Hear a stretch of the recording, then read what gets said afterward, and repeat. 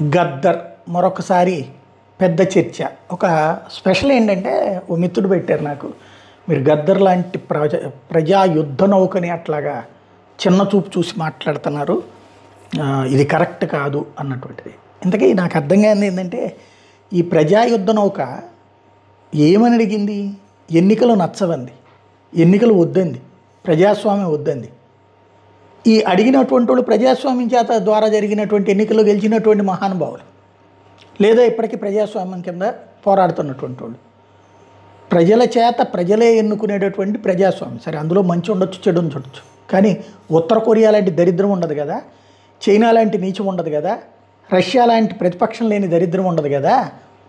ప్రజాయుద్ధ నౌకలు అలాంటి నియంతృత్వాన్ని సమర్థించుకుంటారు, ఒక కిమ్ముల్ని సమర్థించుకుంటారు, కానీ మన దేశంలో ప్రజాస్వామ్యం మీద పడి ఏడుస్తారు. రెండవది, వీళ్ళు చేస్తున్నది ఏంటి? ప్రపంచానికి ఏం మంచి చేస్తున్నారు ఈ ప్రజాయుద్ధ నౌకలు వచ్చి? మంది జనాన్ని చదువులు మానిపించి, చదువుకునేటటువంటి పిల్లల్ని అడవుల బాట పట్టించి, ఆయుధాలు చేత పట్టించి, యుద్ధం చేయించి, రాజ్యంతో యుద్ధం అని చెప్పి వాళ్ళ ప్రాణాలు తీస్తా, వీళ్ళు మాత్రం అదే రాజ్యంలో వీరభోజ్యం అనుభవిస్తున్నారు. దానికి సజీవ సాక్ష్యం ఎవరు? ఇవాళ రోజున రేవంత్ రెడ్డి గారి దగ్గర నుంచి కాంగ్రెస్ అంతా గద్దర్ గద్దర్ గద్దర్ అంటున్నారు. మరి అదే కాంగ్రెస్ పార్టీకి సంబంధించిన నాయకులే కదా నక్సలైట్ల చేతుల్లో చనిపోయినటువంటి వాళ్ళు ఎంతమంది? అంటే కాంగ్రెస్ అనేటటువంటిది రాజ్యహింస చేసేది అని చెప్పినటువంటి, అదే కాంగ్రెస్కి వ్యతిరేకంగా పాటలు పాడినటువంటి, అదే కాంగ్రెస్కి వ్యతిరేకంగా పుట్టిందే కదా రాష్ట్రంలో నక్సలిజం ఏమన్నా పుట్టింది ఏదన్నా చంద్రబాబుకి వ్యతిరేకంగానా, లేకపోతే ఎన్టీఆర్కి వ్యతిరేకంగా? కాంగ్రెస్ ప్రభుత్వానికి వ్యతిరేకంగా పుట్టిందే కదా నక్సలిజం. కాంగ్రెస్ నాయకులనే కదా అనేక మందిని చంపింది.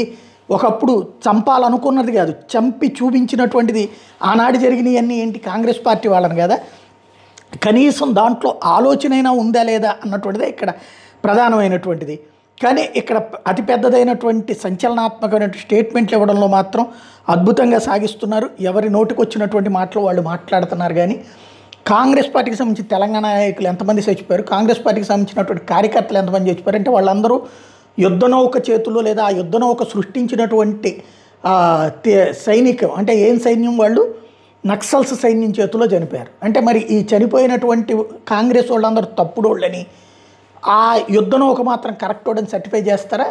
ఇవాళ రోజున మరి ఆ తర్వాత ఏ ఆధ్యాత్మికతకు వ్యతిరేకంగా, ఏ హిందుత్వానికి వ్యతిరేకంగా గజ్జెగట్టినటువంటి వాడు మళ్ళీ ఆ తర్వాత గుళ్ళకెళ్ళాడే. అంటే యుక్త వయసులో ఉన్నప్పుడు ఆవేశంలోనేమో సర్వనాశనం అయిపోవాలి ఆ వ్యవస్థ అంతా. అదే వయసు మీరిన తర్వాతనేమో మళ్ళీ అదే వ్యవస్థలలో ఈయన అదే ఎన్నికల్లో పోటీ చేయడానికి రెడీ అయ్యా, అదే వ్యక్తి మళ్ళీ గుళ్ళకెళ్ళా. ఏ వ్యవస్థలకు వ్యతిరేకంగా యువతని నాశనం చేశాడో ఆయన. సిద్ధాంతాలు అనేటటువంటిది రాద్ధాంతంగా తయారు కాకూడదు. సిద్ధాంతం అనేది మందిని మనకు అనుకూలంగా మలిచిన తర్వాత నువ్వు చచ్చేదాకా ఆ విధానం వదలనటువంటి వాడిని సమర్థుడైనటువంటి వ్యక్తి అంటారు.